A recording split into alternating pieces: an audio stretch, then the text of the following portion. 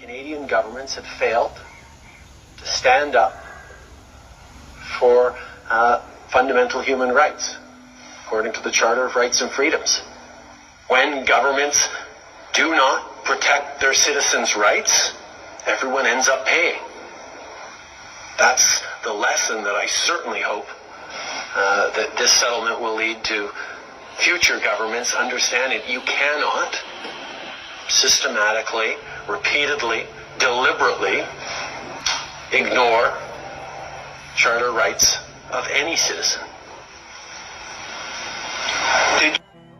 On October 6th, Justin Trudeau and Chrystia Freeland announced unprecedented violations of Canadian citizens' charter rights. Proof of vaccination will be required for all federal employees. Everyone 12 or older on a plane or train within Canada should be fully vaccinated. We'll be there to foot the bill for provinces and territories that roll out proof of vaccination programs. Then they explained how they were justified in imposing the vaccines on Canadians.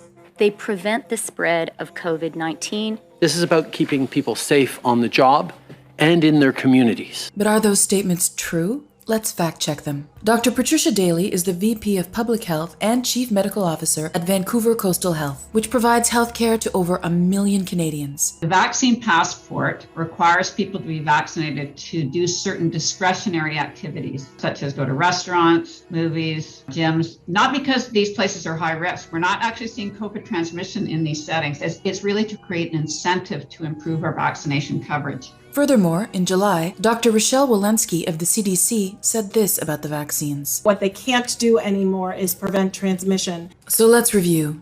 This is about keeping people safe. And it's really to create an incentive to get higher vaccination rates. They prevent the spread of COVID-19. What they can't do anymore is prevent transmission. Unfortunately, we have to label the statements of the Prime Minister and Deputy Prime Minister as false, and their actions as scientifically unjustified. Furthermore, we have to label this statement by Justin Trudeau. The goal is to make sure that everyone who can chooses to get vaccinated. As misleading. If you threaten people with dismissal to get them to submit to a medical intervention, you can't characterize that as giving them a choice. It's medical coercion. And medical coercion is illegal in Canada. It violates the doctrine of informed consent and our charter rights. While some may claim that the Charter provides for limits on our rights and freedoms, it also says these limits must be demonstrably justified. Which brings us back to those false statements. Without them, the government's case for restricting our rights and freedoms falls apart. Please share this video with your elected representatives, resist illegal mandates, and say no to vaccine passports. We stayed focused on following the science,